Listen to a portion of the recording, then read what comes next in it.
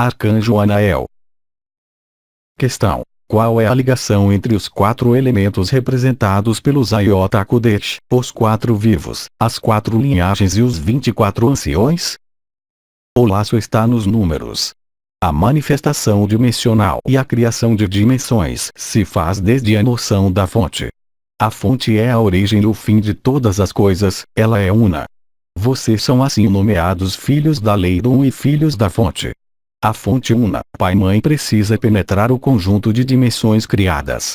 É necessário, para isso, conservar a imagem da fonte quando dessas diferentes transformações desta fonte nas dimensões. Então a consciência da fonte vai desposar uma dimensão, a necessidade de obter uma imagem, como uma imagem ao espelho. Isso corresponderia, em seus computadores, a uma memória, uma salvaguarda, correspondente ao arcanjo Metatron. A fonte una vai se realizar nesta imagem e na polarização, em fonte pai e em fonte mãe. Vocês têm, aqui, a imagem da primeira trindade.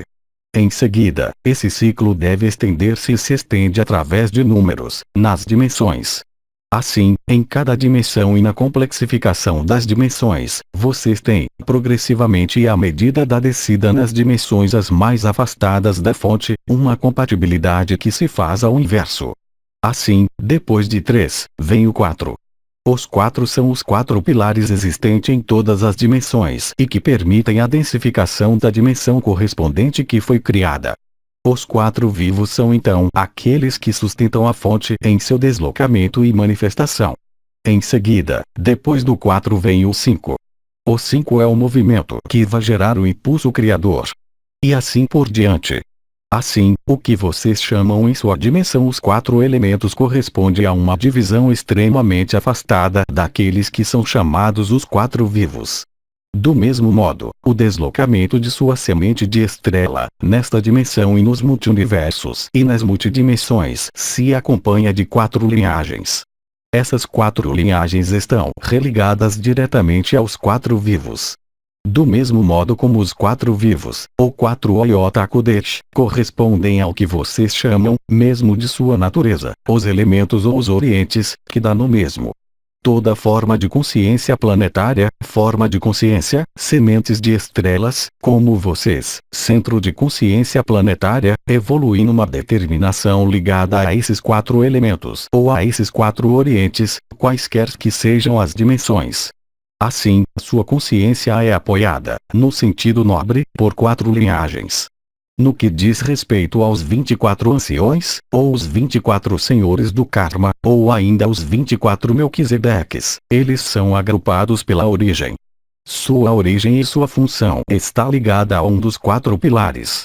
São então reagrupados em 6, em relação direta e em apoio direto com os 4 vivos.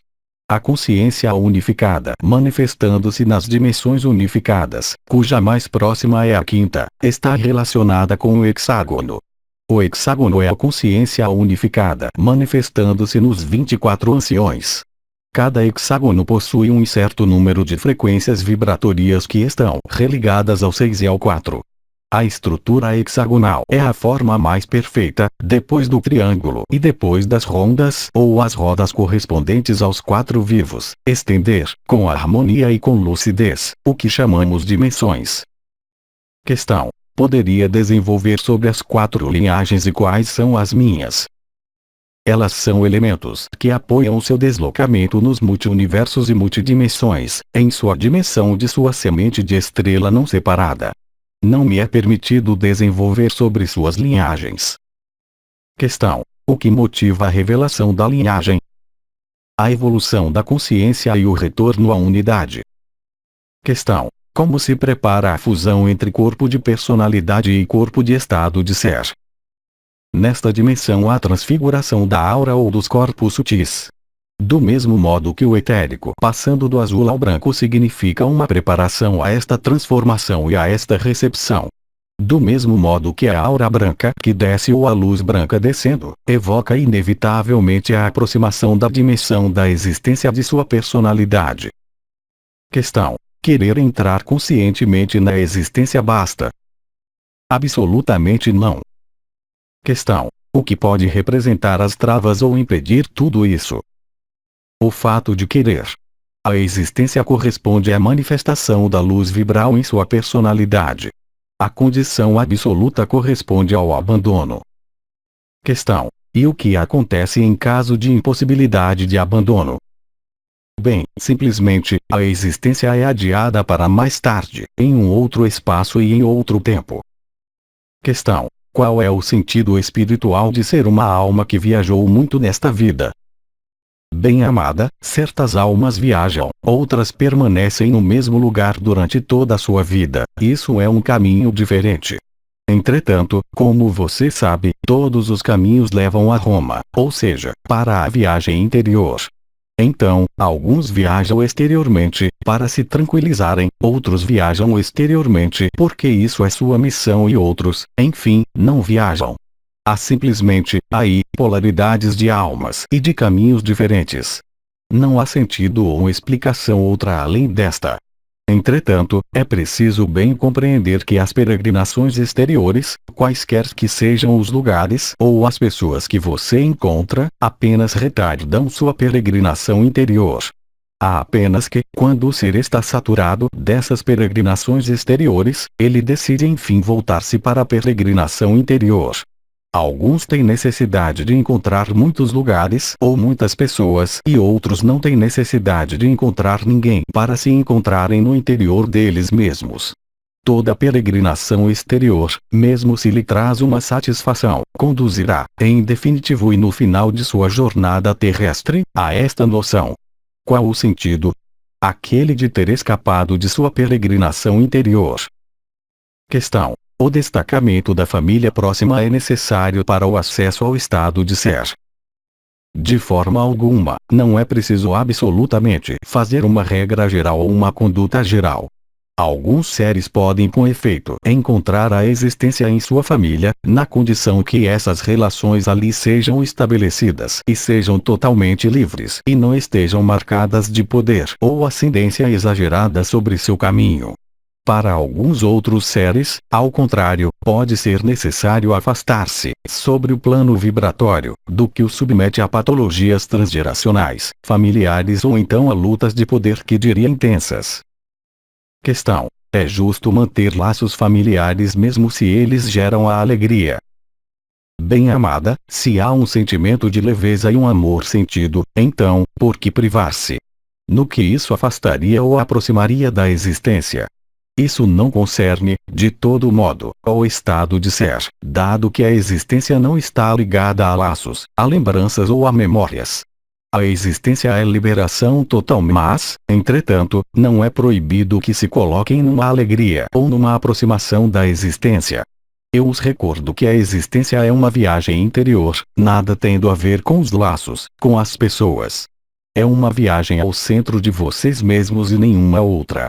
E essa viagem ao centro de vocês mesmos se faz sem qualquer referência ao passado, sem qualquer referência a um laço, sem qualquer referência a um lugar.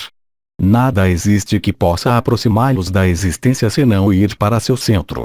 Todo o resto os afasta, mesmo se isso possa ser uma predisposição positiva. Mas, entretanto, essa não é a viagem interior. Isso é o hábito do humanos de sempre procurar no exterior uma fonte de contentamento, mas, como vocês experimentaram, todos, as fontes de contentamento exterior não duram jamais. E mesmo quando duram toda uma vida, elas não voltariam em outras vidas, e vocês estariam, entretanto, sempre aí. O hábito do ser humano é sempre procurar um complemento ou uma sedução no exterior de si, qualquer que seja este exterior, porque, obviamente, jamais lhe vem a ideia de que a fonte de sua completude é você mesmo, no interior de você mesmo. Então, vocês vagueiam, de corpo em corpo, de cidade em cidade, de país em país, de experiência em experiência, de pesquisas espirituais em outras pesquisas espirituais. Vocês se extraviam e se afastam e têm a impressão, no entanto, de se aproximar. Assim vai a humanidade nesta dualidade. Questão: é importante conhecer o laço que nos une às almas com as quais compartilhamos muitas emoções? Porque querem, sempre e a todo custo, encontrar laços, ressonâncias no passado, nas memórias, nas histórias. Isso pode durar eternamente. vocês poderiam reencontrar Cristo, em pessoa, se estivesse encarnado. A emoção poderia ser fantástica e, entretanto, isso poderia aproximá-los de sua unidade. Não. A emoção os afasta da unidade. O objetivo não é o mesmo. O objetivo da emoção é prosseguir a ação-reação, eis que a emoção, por si, é reação, qualquer que ela seja. Seja ela a mais bela e a mais positiva possível, ela não participa de forma alguma da unidade. Entretanto, vocês são livres de vagar de país em país, de encontros em encontros, de encontros de almas em encontros de almas, de experiências em experiências, dado que isso faz parte de seu livre-arbítrio. Mas, entretanto, não venham nos acusar de não acessar sua existência. Questão: o acesso ao estado de ser é simplesmente saber abandonar o coração à luz? A questão é ambígua. Ela necessita ser reformulada. O que quer dizer abandonar o coração? O problema não é abandonar seu coração ou dar seu coração. A palavra precisa é abandonar-se. Abandonar-se não faz distinção entre o coração, o corpo, o espírito, o mental, a emoção ou outra coisa. É um ato. O ato do abandono concerne a totalidade de sua consciência e não uma parte de seu corpo ou de seu coração ou de sua intenção. Questão: como estar certo que um contato com uma entidade participa da unidade? Isso eu não tenho meios de responder. O problema sendo que, quando você entra em contato com uma entidade, qualquer que seja seu nome, uma entidade pode dar o nome que ela quiser, se você mesmo não está na unidade, se você mesmo não está aberto a um nível de certas esferas de comunicação, como pode estar certo de que contata é bem o que é anunciado, além mesmo da noção de unidade e de dualidade? É o bastante ouvir uma voz para que você diga que ela se chama assim, para acreditar. Existem coisas muito simples, antes mesmo de estar na existência, e que lhe é preciso compreender, porque são regras gerais e absolutas. A partir do momento em que você estabelece um contato, qualquer que seja, quer seja com sua avó falecida há 2 anos, quer seja com uma entidade, qualquer que ela seja, você não tem qualquer meio de saber se as palavras ditas são certas, mesmo se forem verdadeiras. A única diferença se faz ao nível vibratório. Uma entidade dita da luz, quer seja um desencarnado que atingiu certos estados, como a avó morta há 2 anos, quer seja uma entidade do intraterra, quer seja uma entidade dita solar, manifesta-se a você, qualquer que seja a maneira pela qual o faz, trazendo-lhe energia e a luz. A entidade dita da sombra ou da dualidade, como você, que se manifesta a você, o arrancará da energia e da consciência. Qualquer que seja a verdade do que é dito, a única diferença está nesse nível. Assim, depois de um contato, que ele seja telepático ou pelo que vocês chamam canalização, por contato de coração a coração, ou chamado de outro modo, a resultante não está na verdade do que é dito ou anunciado, mas no aporte energético ou a subtração energética, ou de consciência, que resulta. Questão: seres poderiam trazer energia mesmo estando na dualidade? Não, porque os seres que se encontram na dualidade manifestam-se a vocês arrancando-os da consciência e da energia. Não pode ser de outro modo. Compreenda bem que os contatos estabelecidos com as entidades que vêm de dimensões unificadas se faz por um aporte vibratório de consciência e de unidade, enquanto que o contato com uma entidade participante da dualidade, ou a dimensões inferiores à sua, apenas pode se fazer com sua dependência. As entidades, mesmo da dualidade, podem dizer coisas completamente verdadeiras, mas elas lhes dizem coisas verdadeiras para manter um laço. A entidade da luz, da unidade, não mantém laço, ela está na relação una. Ela não está numa relação, mesmo para um guardião ou um anjo guardião. Questão: é possível estar em contato com o Elohim ou isso é ilusão?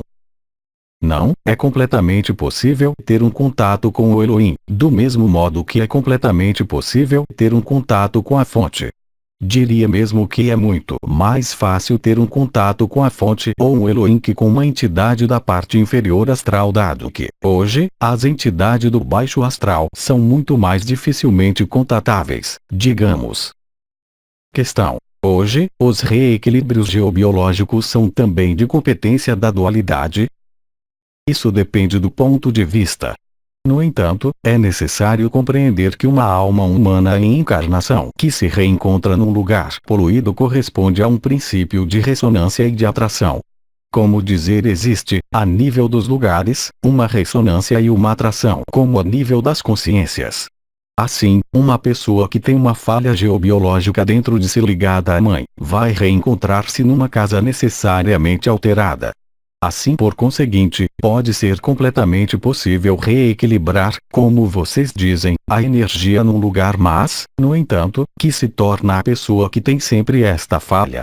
Assim, não posso dizer que não é necessário reequilibrar um lugar, não posso dizer que não é necessário tratar de tal doença, mas digo simplesmente que esta diligência não os põe em unidade e os mantém em dualidade. É evidente que, a partir do momento em que uma pessoa manifesta um desequilíbrio ou uma patologia que chama geobiológica, é que existe, nela, de maneira inicial, uma predisposição a reencontrar-se neste lugar e, em segundo lugar, uma outra predisposição que deve sofrer neste lugar. Então, obviamente, pode corrigir o lugar desta pessoa, mas, no entanto, você não terá corrigido a própria pessoa. Reequilibrar um lugar ou uma pessoa é, já, considerar que está doente. Quando vocês mesmos estão na unidade, como podem considerar que um lugar ou que uma pessoa esteja doente?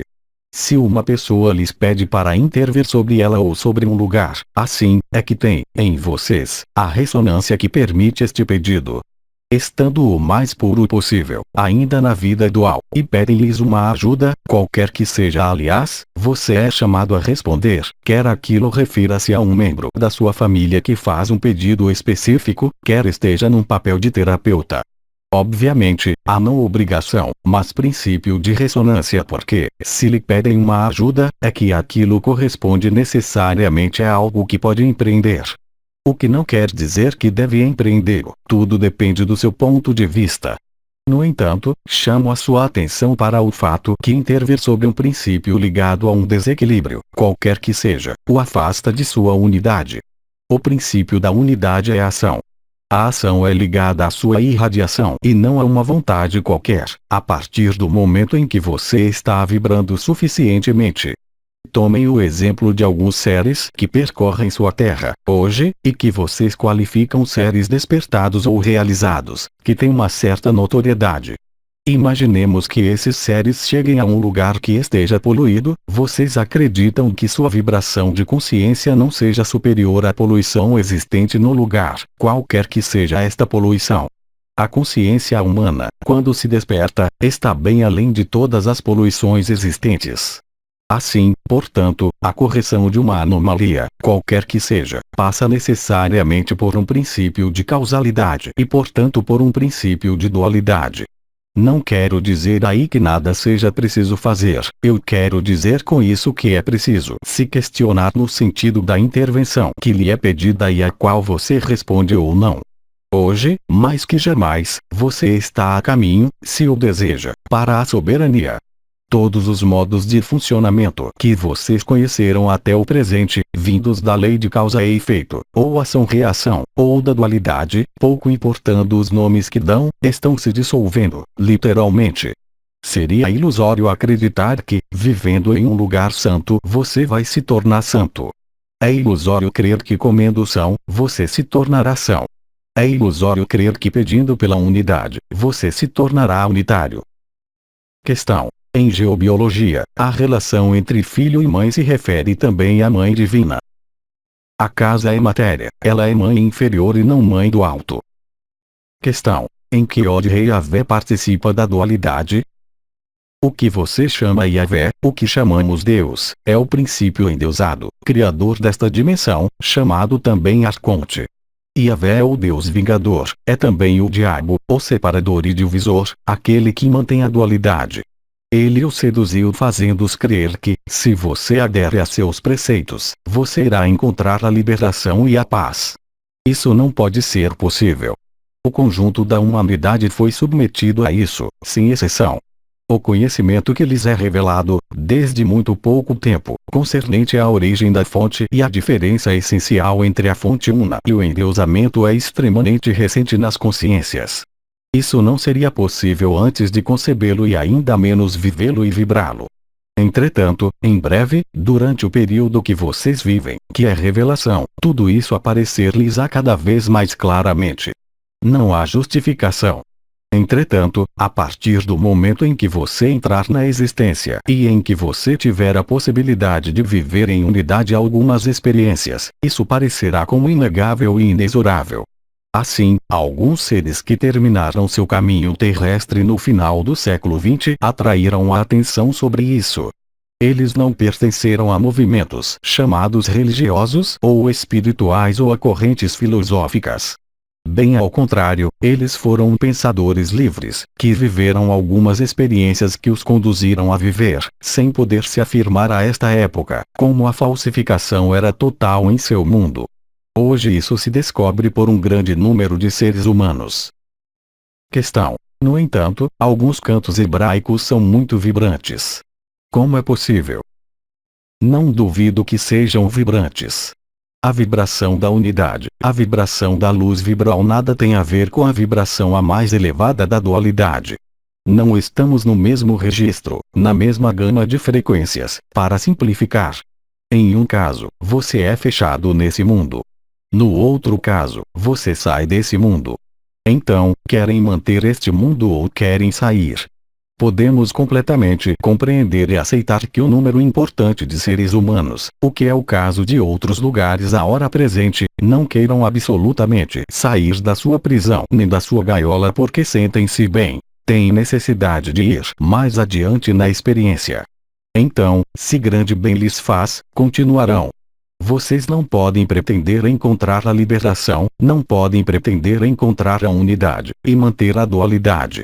Deus é o mesmo complexo vibratório que o diabo. Isso pode parecer difícil admitir e integrar. Isso faz parte do princípio de liberação. Quando você vibrar a vibração unitária da luz, quando penetrar na presença da alegria, mesmo em sua personalidade, ou então quando tiver a ocasião de viajar no corpo de estado de ser, dá-se-á conta da ilusão deste mundo e juntar-se-á ao que disseram os maiores sábios, que este mundo era a ilusão. Tudo que é criado neste mundo participa da ilusão. Então, obviamente, não é necessário dizer isso a um artista que cria algo visível e tangível. Mas o visível e o tangível que tem, nesta dimensão, é apenas um mundo de ilusão que é apenas o pálido reflexo da luz autêntica.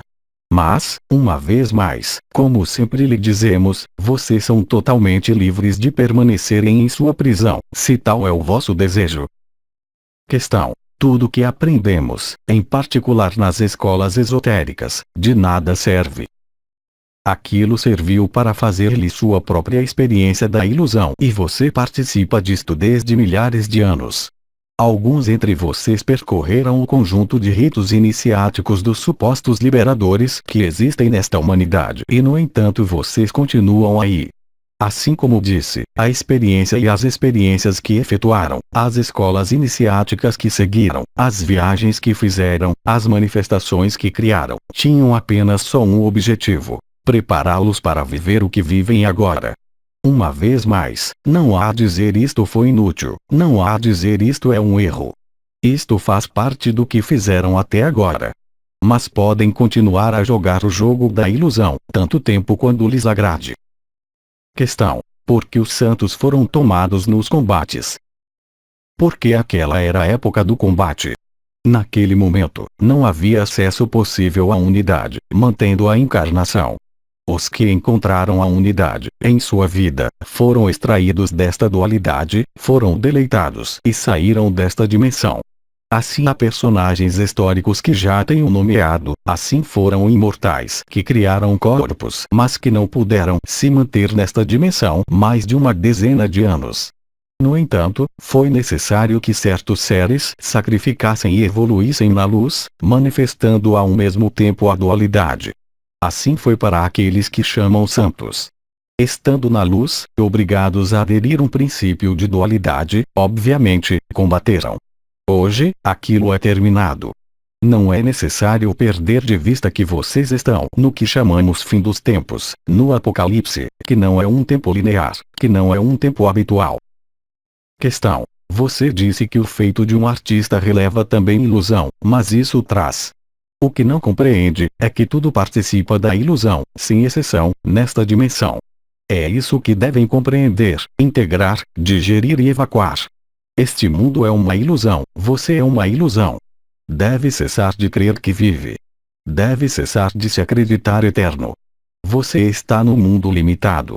Está numa ilusão que não deveria, talvez, jamais ter existido. Não me cabe julgá-lo ou pronunciar-me. No entanto, hoje, lhe é proposta uma saída desta ilusão. Não há nada a compreender, há a viver fora da gaiola ou permanecer na gaiola. A gaiola é uma ilusão, você criou as suas próprias barreiras. Na sua prisão pode criar, obviamente, a beleza, mas, no entanto, a beleza o faz sair da gaiola. Questão: apesar de tudo, isso não contribui para a elevação. Você pode elevar-se quanto queira, permanecerá prisioneiro nesta prisão. A prisão tem vários andares, mas não sairá da prisão. Aí também, trata-se de uma ilusão que os fez crer que elevando-se, sairiam de sua prisão. O objetivo de qualquer ser humano desta terra, ou pelo menos dos que se interessam com sua evolução, tem bem por objetivo, parece-me, por termo as reencarnações. Fizeram-lhes acreditar, e vocês aderiram ao princípio, que basta fazer o bem para sair de sua ilusão. E bem, isso é estritamente falso.